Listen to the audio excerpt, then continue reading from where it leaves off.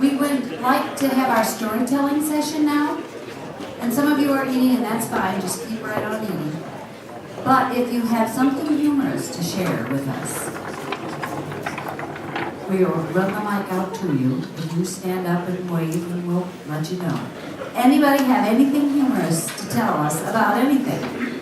There's somebody back there.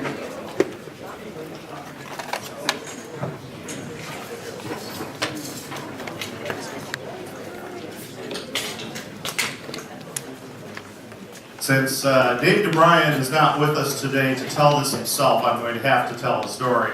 Some of you may have heard this before, but GLPA, as the oldest regional planetarium association, oldest planetarium association in the world, we have a very proud history, a very preeminent history, a very distinguished history. But does anybody know where GLPA really started?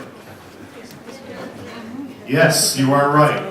In the men's room at Longway Planetarium. In that men's room, Dave DeBryan, as a young budding planetarian, yes, Dave was young once, actually came up from Ann Arbor, and there he met Vondale Chamberlain coming out of a stall. And they started a conversation where Vondale had found out that he also worked in planetariums. And so they went in to see the star show, and afterwards they continued that conversation where Vondale said he was thinking about starting some sort of group to get together to talk about planetariums. So that's where GLPA actually started. In the restroom at the Longway Planetarium. And if you're a man, you were probably standing right there. If you're a woman, I'm sorry, go over and see what it is. Okay, so that's my funny story.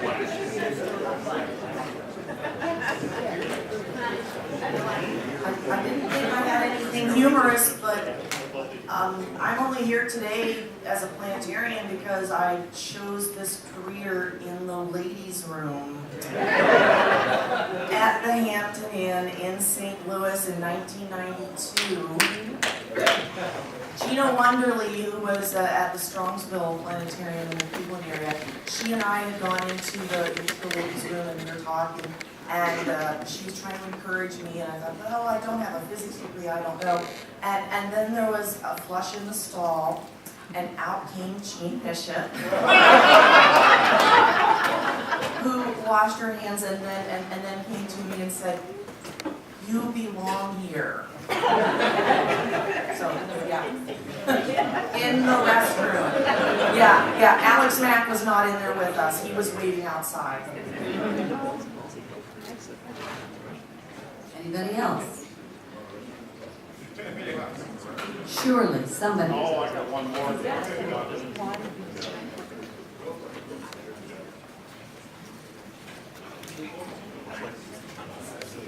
I'm not sure if this one is all that funny, but it is interesting.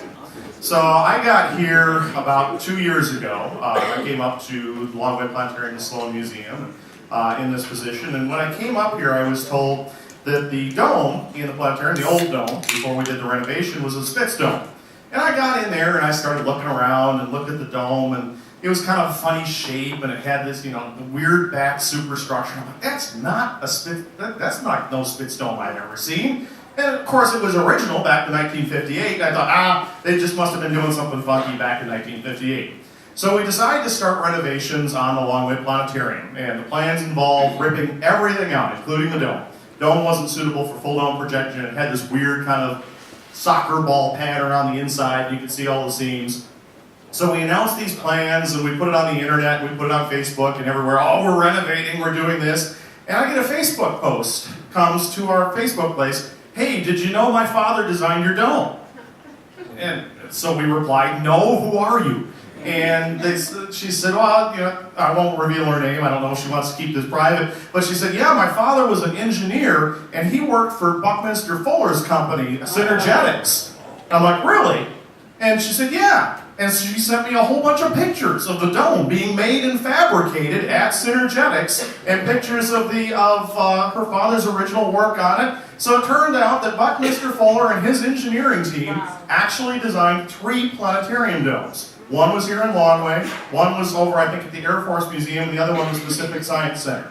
So our dome was actually designed by Buckminster Fuller. Then I'm like, well, shoot, we're ripping this whole thing out. So we did actually go in and cut a large section of the dome out before we ripped it out to preserve a piece of the original dome, and that's the piece that's hanging in the display over there at Longway. So just thought you might enjoy it.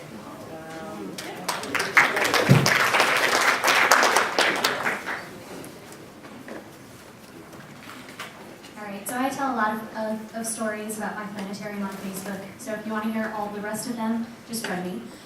So we had a little girl coming into the planetarium with a family, and her family is behind her, just absolutely dragging. They didn't want to go to the planetarium, but this 5-year-old girl came up to me. She was so excited, she came in running, arms waving, stars! And that's what makes it all worth it, isn't it? So kind of on that same note, I had an apprehensive little girl come in early this year with her mom, and by the time the show was over, she sat through, she's probably early childhood age, maybe 5, 6 tops, but they sat through the adult show, and she was answering questions and shouting things out, and afterwards she came up to me and she asked me to tell her about the thing in the middle of the room. So I started teaching her about how the optomechanical projector works, and I'm trying not to, dumb things down for her. And she wanted to know, well, what made that noise? Well, that's a servo. What's a servo? And she was like getting into the actual nitty-gritty mechanics of this projector. She goes, well, that's really cool. I want to make one. So I think we sprouted a little engineer in our dome. So.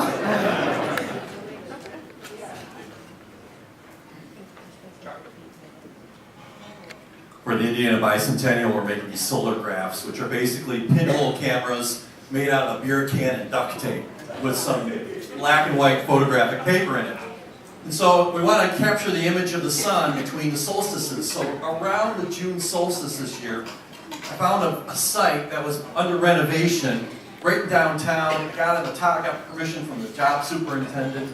We got a site on a flagpole looking down on an ideal site. It's got City Hall and the courthouse building, and city monuments, set up 2 solar graphs, opened up the shutter, and then I took off all happy about getting the start of it way up high in the arc of the sun.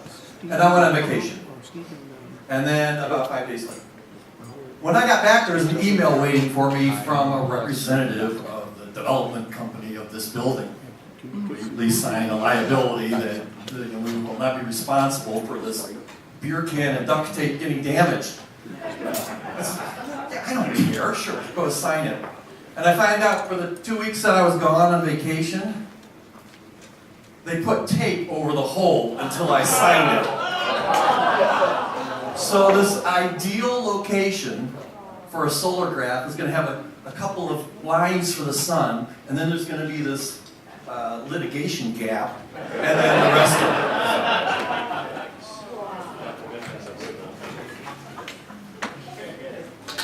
So, several years ago I was teaching an all-freshman class at Bowling Green, and we were scheduled to have 6 meetings with the students before the opening Monday. And we were supposed to take not do content, but take attendance at these meetings and report delinquents to the appropriate office. Well, of the 25 students in the class, 24 were there for all the sessions. And there was one delinquent who never appeared at any of those 6 sessions.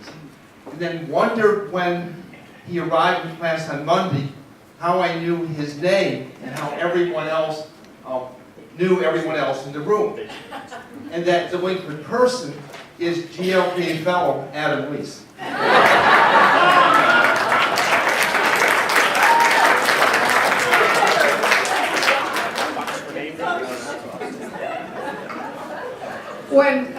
When Sheldon and I were fairly newly married, I was teaching high school, and he was working at the planetarium at Wagner College, which was only about 20 minutes away.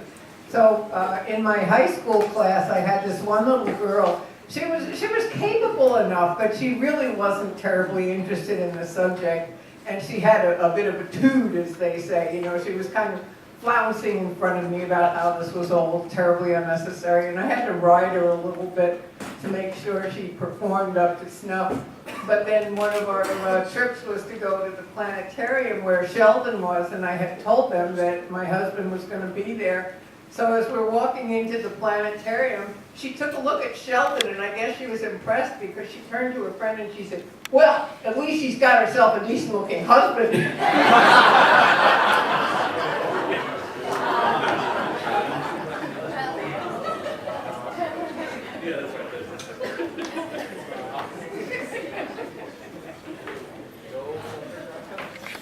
So I had a little girl and her father in the planetarium, and I was asking them questions, and I would hear her father whisper the answers to her. So when we got to what is the hottest planet in the solar system, I hear her dad whispering, "Venus, it's Venus." And then I hear the little girl shout out something that was not Venus, but sounds a lot like it.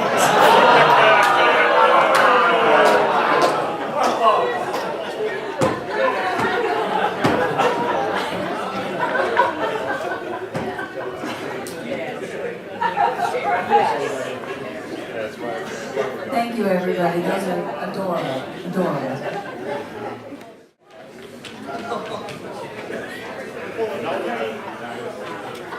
I have one more story. It's semi-humorous, but it's and you know, John, give a thank you. 5 years ago, I asked him, "Hey, so why should I hire you?" She said, "Because I'm good." And I said, "Well, let's put these young kids." Well, I said that to myself.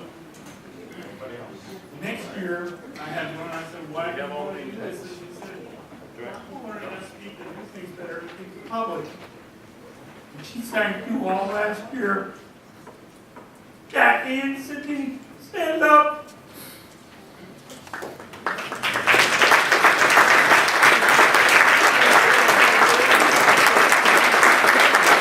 These two women systematically disassembled the Chillwater planetarium and made sure 98% of it went places. I'm talking about crawling behind the dome, making a map of where everything was plugged into the millimeter, and we successfully got all kinds of stuff out. And I supported them by taking 2 weeks off to go have my gallbladder out. And they did all that work. And they now know how planetariums work in between, and we should all be grateful to them. And I hope you encourage them in their seeking to be involved in this field. And I'm sorry, but pay attention to them. They're both good.